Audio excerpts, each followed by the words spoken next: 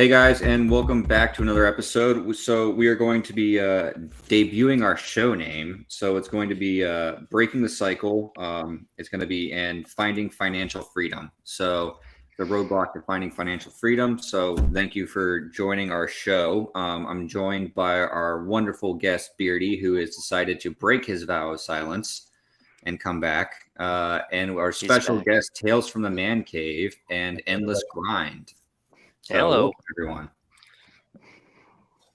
welcome. Hello. So, I guess we'll get started.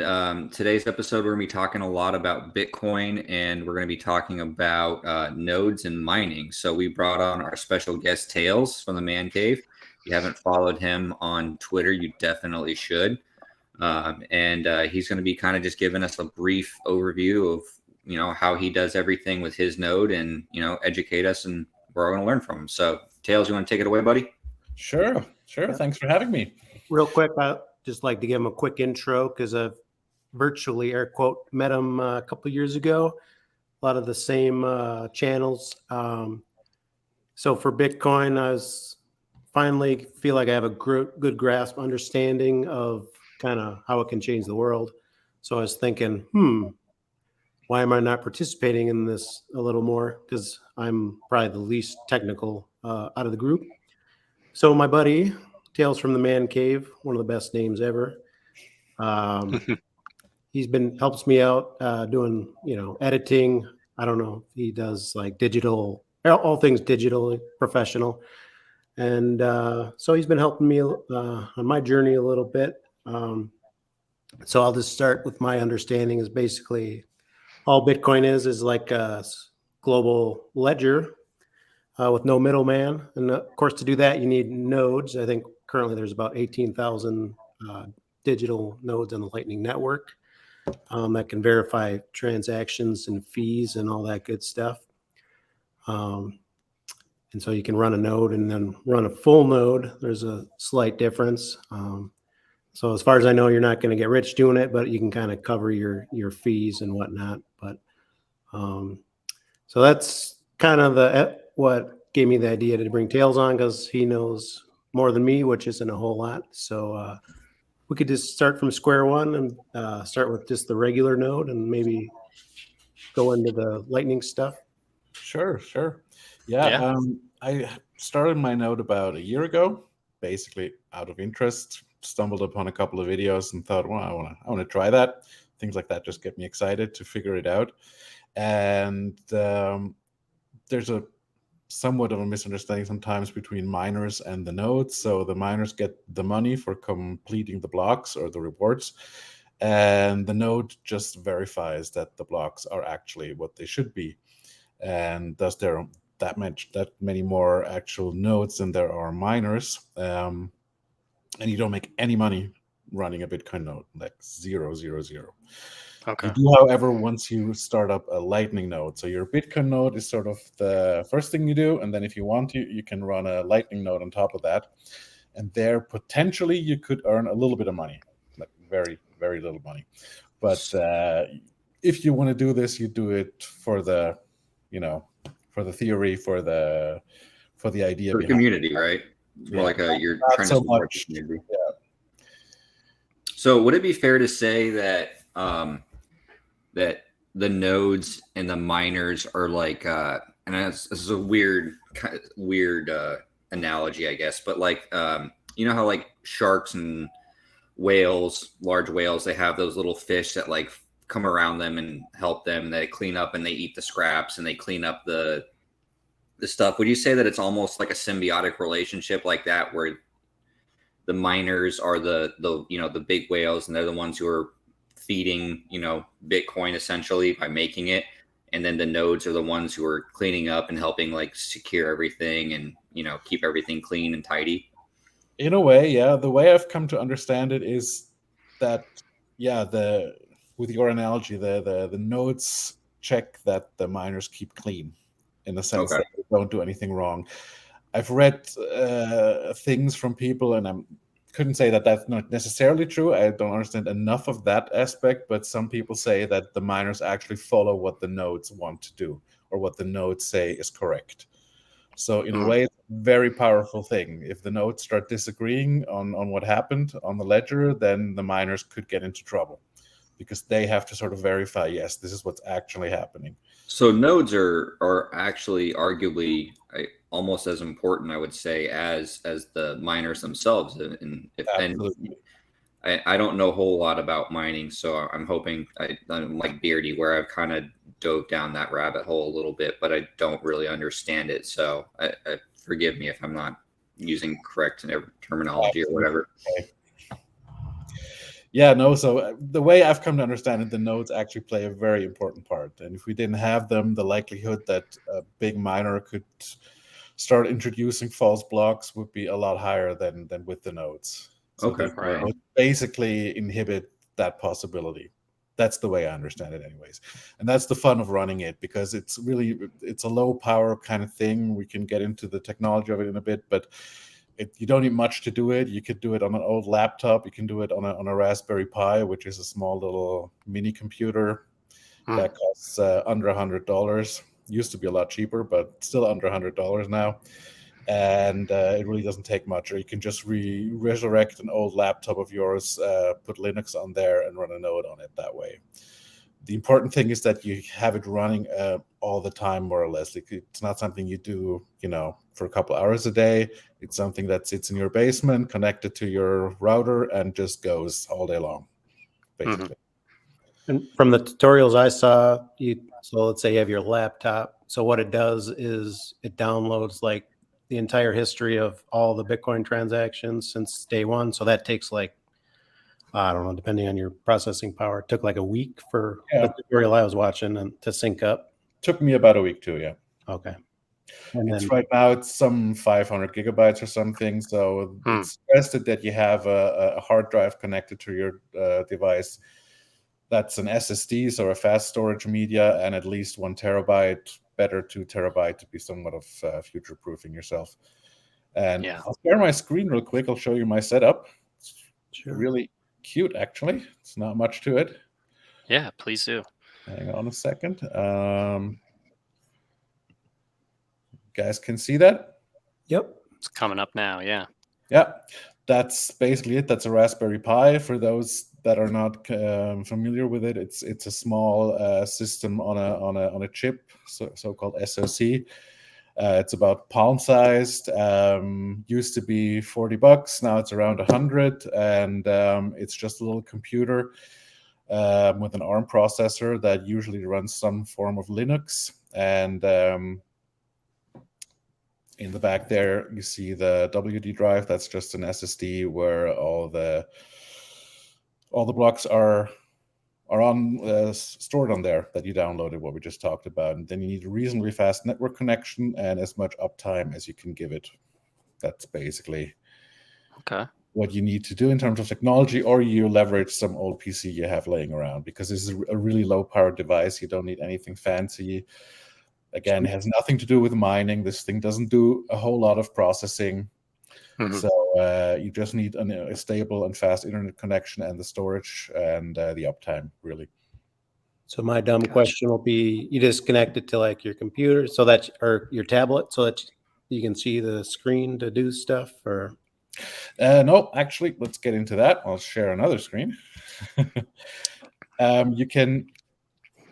There's multiple ways to do it. The easiest I found is to use something that's called Umbrel. Just a second, get my share going here. And it's actually a piece of software that's basically an operating system to run on your Raspberry Pi. It's also a form of Linux distribution. And what you get here, we're on my, can you see this actually? Yep. Yeah. This is just the interface you get through a web browser. So you don't even need a screen connected to it. You just have your local address in your network, and you connect to that, log in, and you get a bunch of apps, including your Bitcoin node right here, and your Lightning node, and a bunch of other things you can run on there. You can also use it as a home server, but I prefer to just keep it clean and keep it to the Bitcoin-related stuff. Yeah. And that's pretty much it. And then you can launch into your Bitcoin node and see what's going on there. We can see the current hash rate. We can see the size of the current mempool, which is basically the amount of information that's currently stored before the next block is completed. You usually get around 10 to 12 peer connections to other nodes in the network. This changes a little bit all the time. You see the blocks you verified, the last ones. And this just tells you that you're up and running, basically. And this is sort of the first step that you take, and this thing just keeps on going and synchronizing. And this synchronizing part here, that's what takes about a week when you start it up to download the entire blockchain. Okay. And so one of the benefits that I've heard is that it's the only way you can you can verify the transactions. Where would you go on those? Yeah. If you wanted to verify your transaction was going through, or is as you see here, you also have a bunch of wallets on here, and you have your local mempool. I mean, you can also access the Bitcoin mempool via the internet, but this one runs right on your node. And if you have a transaction ID from some sort of transfer, you can pop it in here and see right from your own node into the network what's going on with that transaction, how long it's going to take to complete and to verify. And so mempool for dummies is just all the transactions waiting to go through on Bitcoin? Yeah, basically what's in limbo before the block within that it lives within is completed. Up here you can see the current block that just got completed and the ones that are going to be completed, and about the ETA, how long it's going to take before it is completed. You'll also see which pool got to complete the last block and gets the rewards for it, and so forth. It's actually quite cool. Yeah, it really is. Nah, we should go back to the fiat system. Yeah. Just kidding. I heard that the CBDCs that are coming out are really going to be the way to go, and we should probably all dump our Bitcoin and just go with CBDCs and digital yuan. Yeah, it's got to be so much better.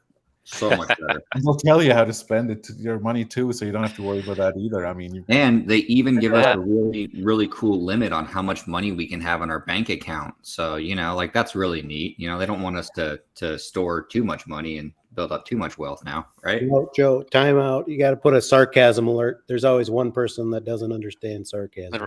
That's true. That's true. I have been accused multiple times of people not understanding that I'm a very sarcastic individual, because apparently it just comes out like everyone's like, yeah, that's true. And I'm like, no, dear God, don't believe this. I'm lying. I'm joking. So yes, people, that is absolute sarcasm. We're all joking. It's horrible. Bitcoin's the way of the future. I will mute myself again, but.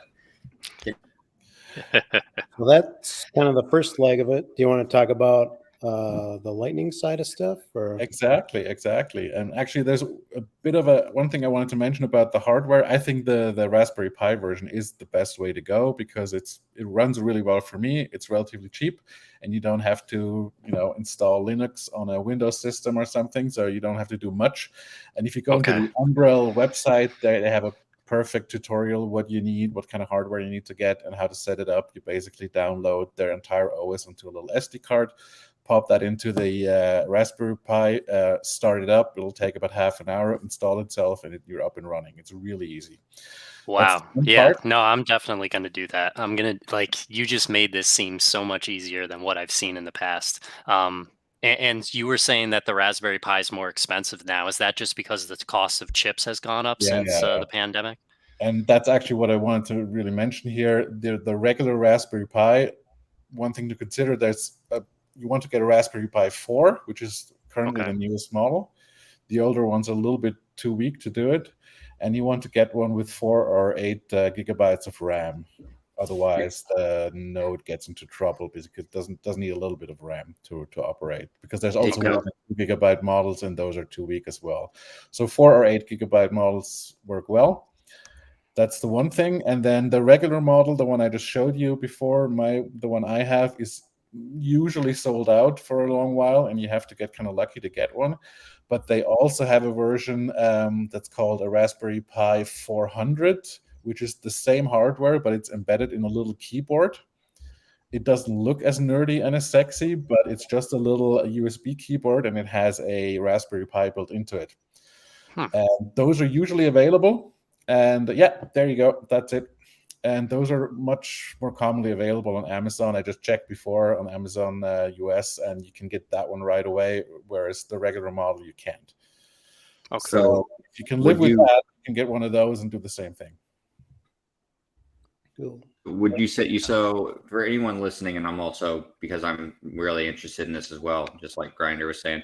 So you said the Pro is the one to look at for this guy? No, it's the Raspberry Pi 4 model. Okay, sorry. The one you got down there, and that's the regular one. That's the one I have, but that one usually is sold out everywhere you look, or it gets really expensive. Whereas the 400 model, the one that's embedded into a keyboard, you usually can get because it's, I guess, not as desirable, but it's the same hardware, so you could just use that. And the computer is basically underneath the keyboard. Okay. And then one last thing for me, just so that it's differentiate, so you don't notice your power bell going up or anything, because it's just right. It's not like no. This is like less than charging your phone. It's like a really low power device, like really low power. Like don't even worry about it. It's nothing. It might take a bit of your bandwidth because it's constantly connected, but not that bad either. Okay. Yeah. So that's the first part of it. And am I still sharing? I think I am, eh? Yes, sir. Mm-hmm. So once you got your Bitcoin node all synchronized, you can, if you want to get into the part of the Lightning node, which sits on top, and you need your Bitcoin node to be up and running to run a Lightning node. And that's where we make the money, boys. So what we see here is an app on the Umbrel operating system called ThunderHub, which is one of a variety of apps that you can use to control and check out what's going on your Lightning node. And what we see right now are the open channels that I have into the Lightning network. And the important thing is when you get started with this, you can install it, and nothing will happen at all because you will need to first open channels to other peers in the network. Here's where I got a little confused. So you got the first part, now you're starting the Lightning part. So in theory, you provide liquidity like say 0.01 Bitcoin or what is it, like 1 million Satoshis. And that's what, and then these channels, you connect with them to communicate, and then the Satoshis are all kind of sloshing around, and then you kind of settle up amongst each other, or am I thinking about that wrong? More or less, that's what's happening. The thing is, when you start, there's a bunch of sites where you can look up a variety of other or all Lightning nodes that are out there. You can filter them by country or by name or whatever. And then you can easily open a channel to them, and that will be an outgoing channel from you to them. So you provide liquidity that will go from your liquidity pool to them if a payment is routed through your node and then to their node. However, you will not have incoming liquidity. So you will just, whatever amount of liquidity you put into that channel, it will get depleted at some point, and there's nothing coming back. So you can't receive any payments. So what you want to do is you want to open a channel with somebody that will open back to you. So you have an inbound and an outbound channel going on. That's the really important part. And you can actually see this right here. The first one I did was right here with Lightning Conductor. So I read that you can open to them. I was like, oh, I'll try that out. Put 1 million sats on that. And you can see here, I have outgoing liquidity, but they don't have incoming liquidity. And that's not really what you want to do. You want to have it go both ways. And then, I don't know if the English term is correct. You know what an abacus is? This sort of calculating slider. This is basically what that is. The idea is that both channels have the same amount of incoming and outgoing liquidity with each other, and you can just keep sloshing funds back and forth as transactions get routed back and forth. And ideally, you never really run out, and that's the other part where you have to have a certain capacity in the channel, liquidity in the channel. If you just do like, I don't know, 50 sats, it's never going to get used because it's just too small. It's sort of the common ground that 1 million sats is a pretty good size to get started.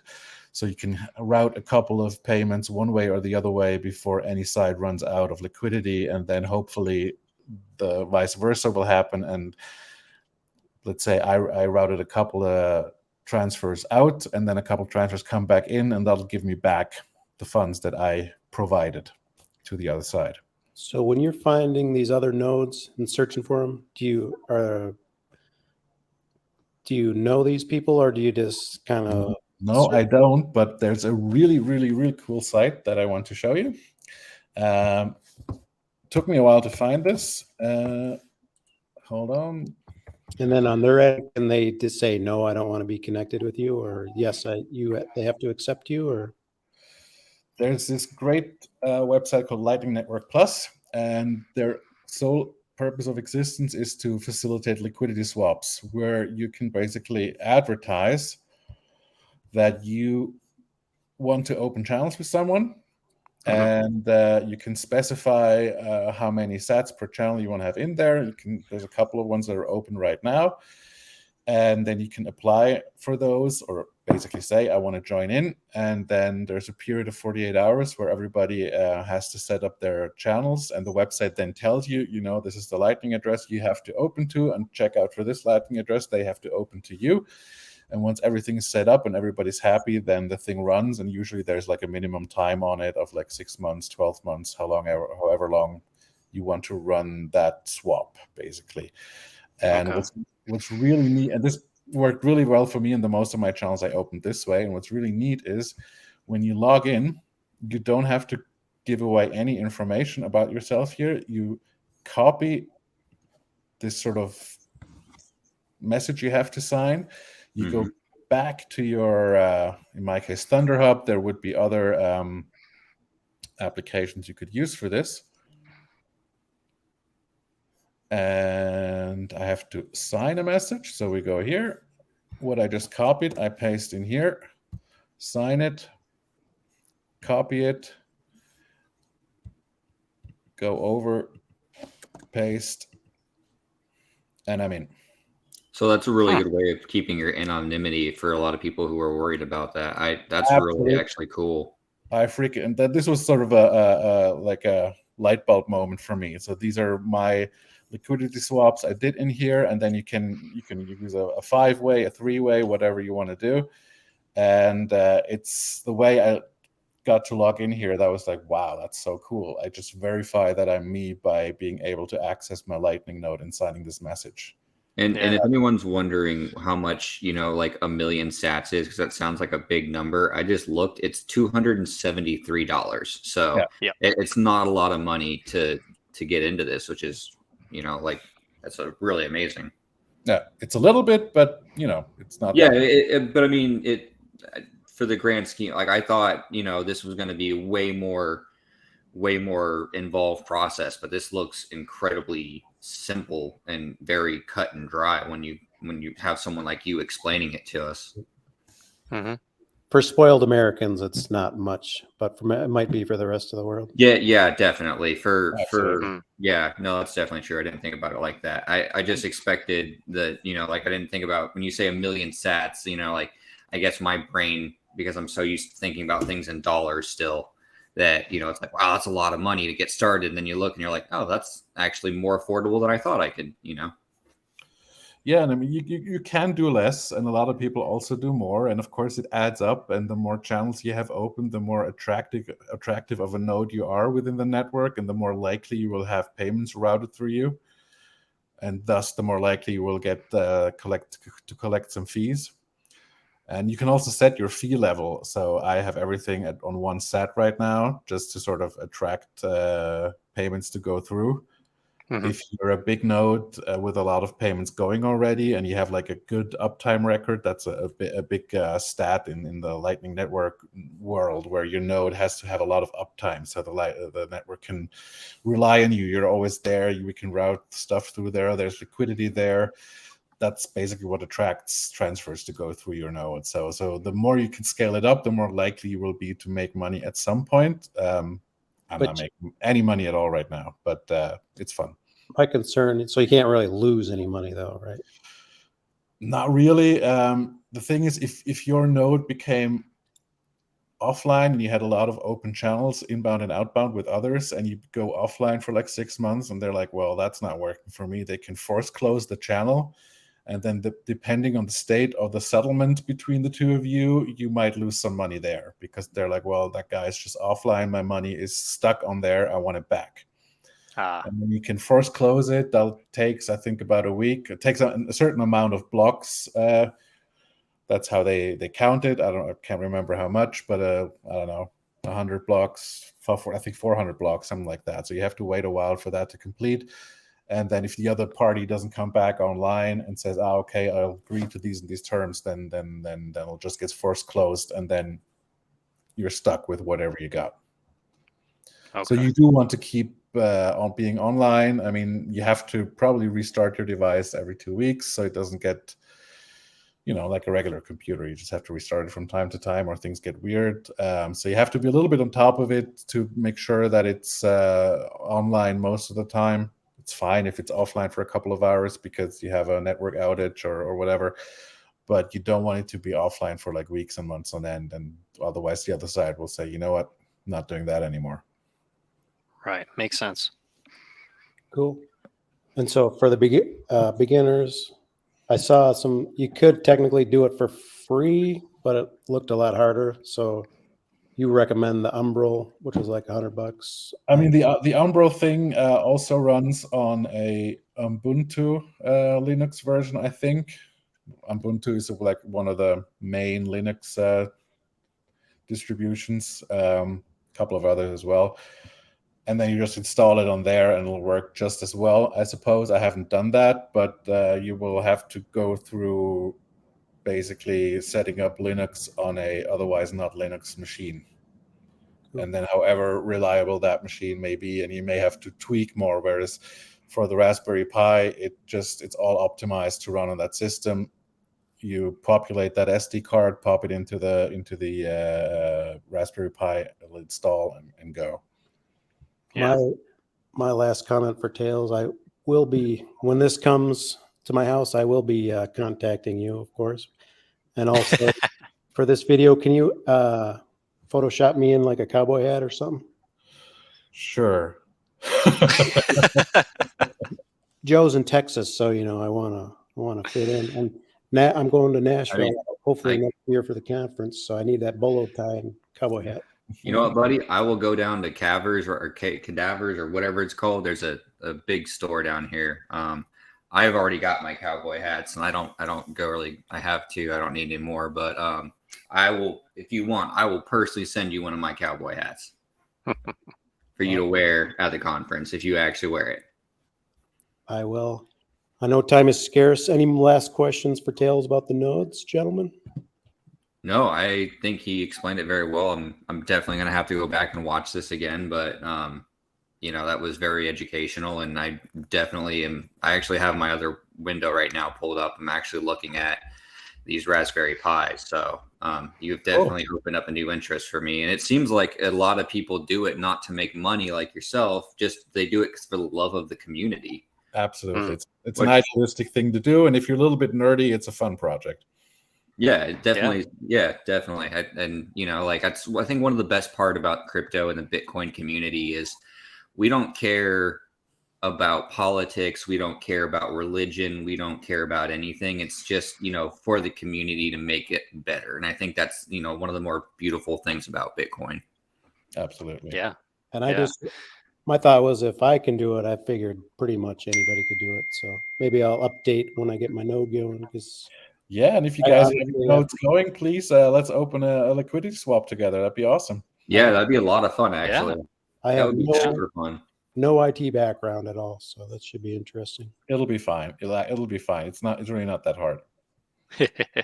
Yeah, we'll figure it out.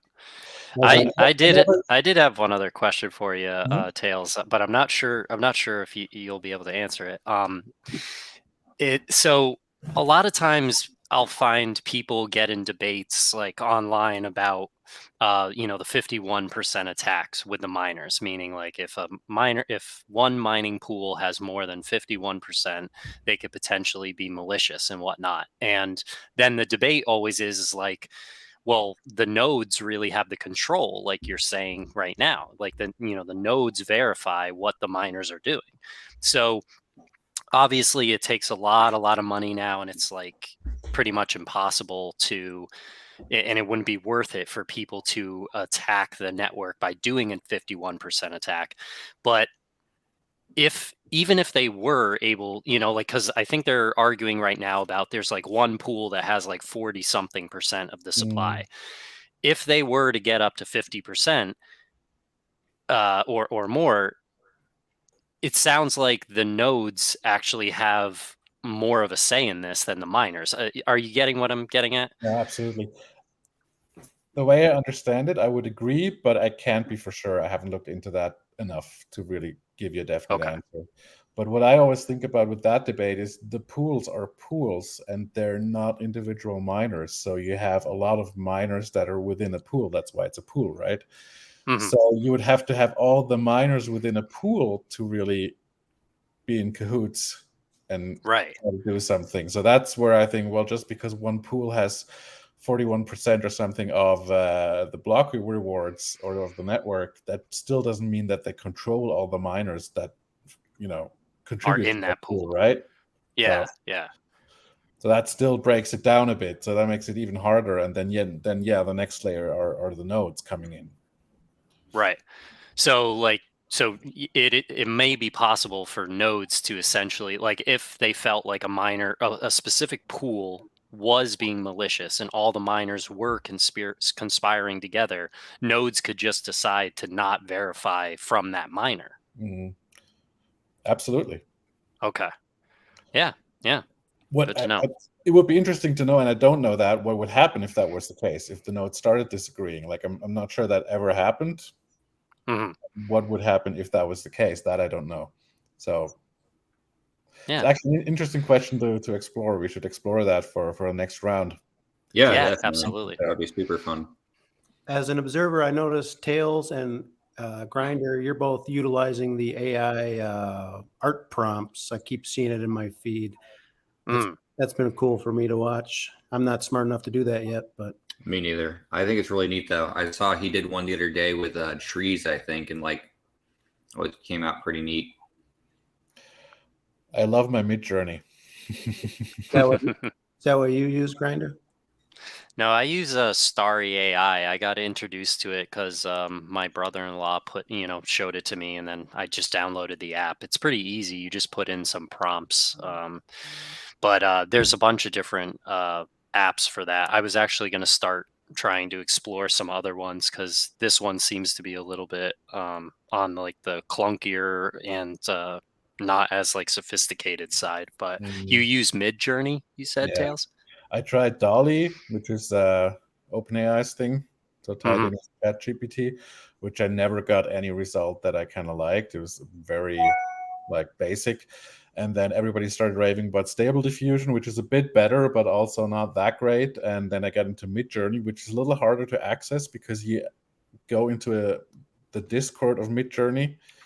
And then when you make a paid account, you basically have a chatbot from Midjourney within Discord, and you give that your prompts.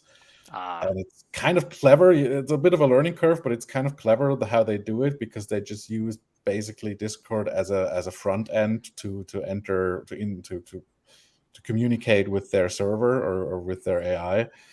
And there's a bunch of commands that you can do. It always starts with /something, and the basic prompt is /imagine, and then you have your text prompt separated by colons, where you say, this is what I want to see, this is the scenery that I want to see, this is the style that I want to see it in. And then you also have parameter prompts that are very specific. There's a list of them that you can look up, where you say, this is the aspect ratio of the image I want to have.